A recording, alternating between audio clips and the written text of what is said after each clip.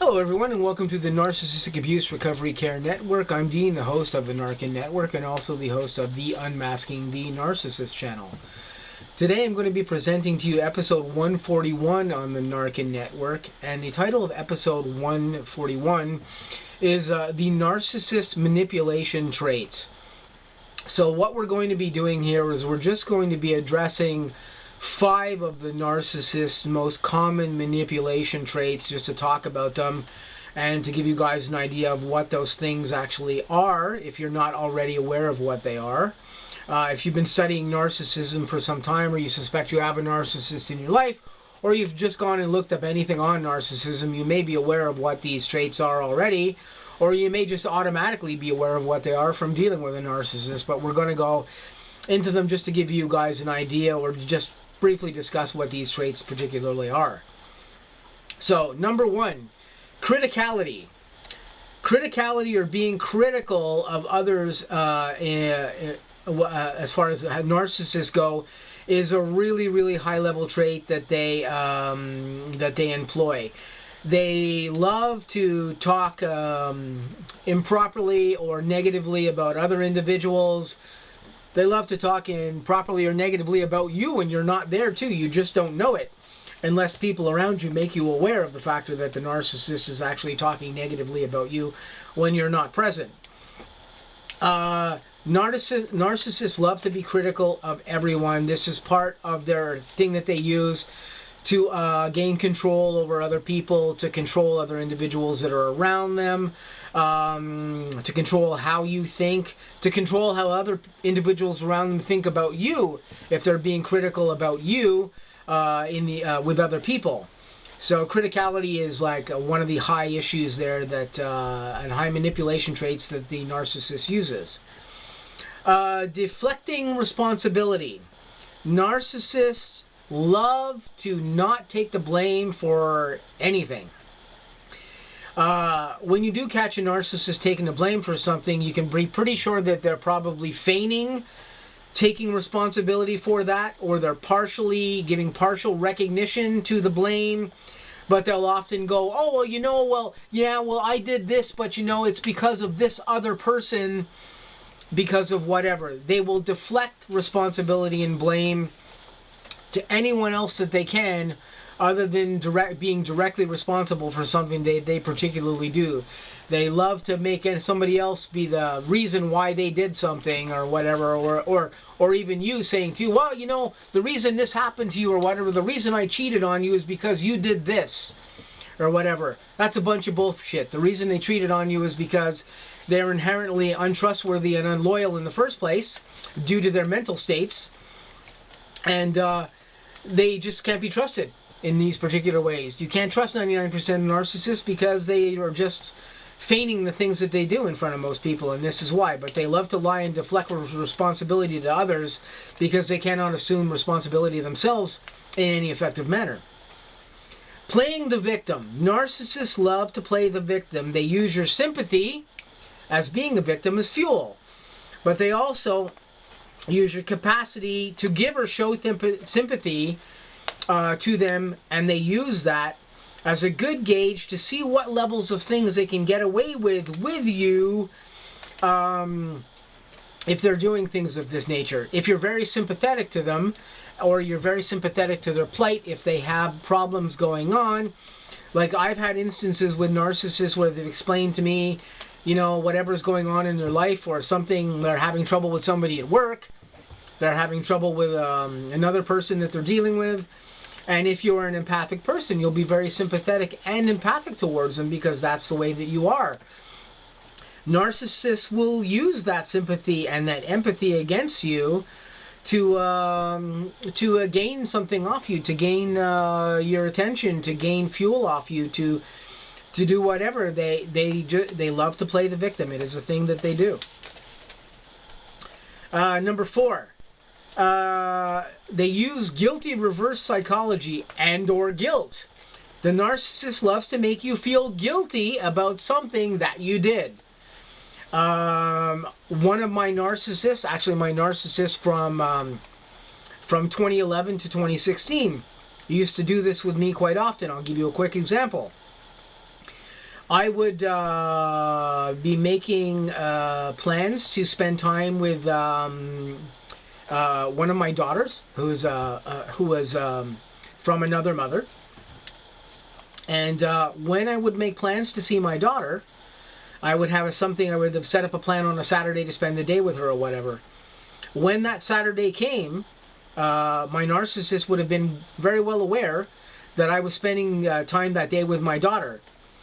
But she would bring up the topic that some other family meeting or some other family outing would come up, and that I would be expected to go to that family outing. Now, she would have been fully aware that I had made plans with my other daughter that particular weekend to do things with her. But suddenly, it became a greatly important thing that I went out with her family and that family because they came first. And she would guilt trip me. She would guilt me, and if I didn't curtail to what she wanted me to do, she would make my life hell for the next couple of weeks. She'd barely talk to me. She'd not be intimate with me. She'd basically do everything. She'd basically give me the cold shoulder. And she'd make me feel guilty. I would feel guilty because I'm a very empathic person about this. Or she would try to guilt trip me in some particular way. But not directly. That guilt would be indirect. She would be using reverse psychology about this, because I didn't do what she wanted. This is what narcissists do. They will make you feel guilty if you don't do something for them.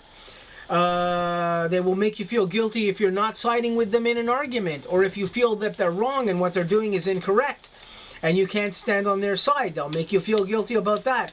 They'll make you feel guilty about not giving in to fucking something that they desire, giving in to their whims. They'll make you feel guilty if you didn't do something. They will use this guilt, and they will use it in a direct way or in a reverse psychology way. They're very good at doing all of these things. Another thing that narcissists do as a manipulation trait is crazy making or gaslighting, or what we refer to as crazy making, but it's also referred to as gaslighting. The narcissist loves to say or tell you something and then say they never said that or never did it. They love to do that. They love to treat you like you're special and everything to them, then behave like you mean nothing to them. 1 minute you're their over-the-top dream lover or perfect person. The next minute it's like they barely know you and you're just friends. Are we in a relationship? Are we not in a relationship? Who knows? They love to leave you questioning everything. The narcissist seeks to leave you unstable and guessing. This gives them, the power, and it creates a chemical state in your mind that imbalances you. The narcissist uses this imbalanced state to control you, to control your emotional state. Just like how a drug dealer gets you addicted to drugs, and you get addicted to that narcissist, and they use that addiction to you, and that instability, and those chemicals in your system that are all now out of whack because of that instability, and this creates a state where you don't know what to do, and you're always high on adrenaline, and you're just messed up. This is one of the things that the narcissist does with their crazy making and their gaslighting. It's all about controlling your state of mind, control of your desire or the ability to interact with the narcissist.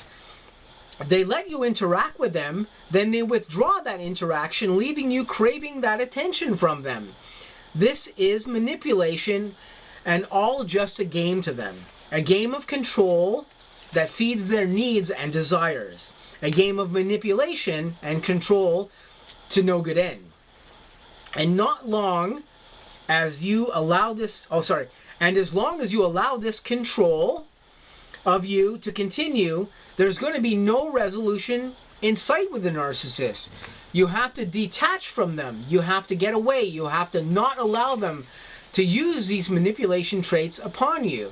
You have to allow them to not mess with your mind. This is the only thing that you can possibly do to safeguard yourself, and so that narcissists can't mess with you and they can't use these manipulation traits upon you, because these are some of the top manipulation things that they do with you in order to gain control of you.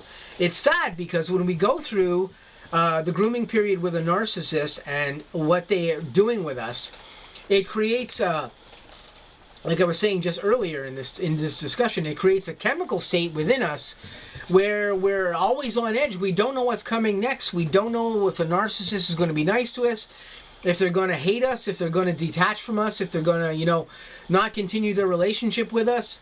We just don't know. And it's that instability of the state that the narcissist creates in our chemical system, in our brains, that makes us all messed up. And it actually addicts us to that narcissist in a very unhealthy way. Like you become like drug abusers become addicted. It's exactly the same format that works in the brain.